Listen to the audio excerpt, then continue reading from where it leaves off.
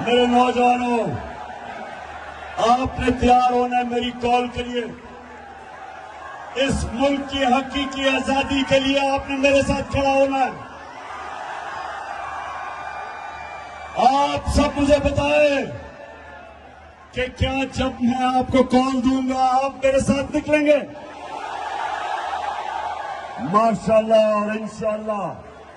और मैं अपनी बहनों को भी खास तौर पे, क्योंकि हमारी ख्वातीन भी घरों में इंकलाब आ रहा है। दो तरह के इंकलाब होते हैं फैसलाबाद।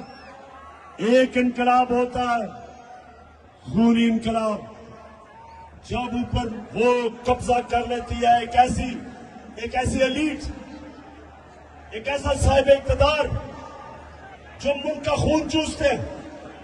तो या उनको एक खूनी इंकलाब जो आयतुल्लाह ख़ुमैनी लेके आया था ईरान में, या वो खूनी इंकलाब से जाते हैं और या सारी कौम मिलके इलेक्शन के जरिए इनको खत्म करती है।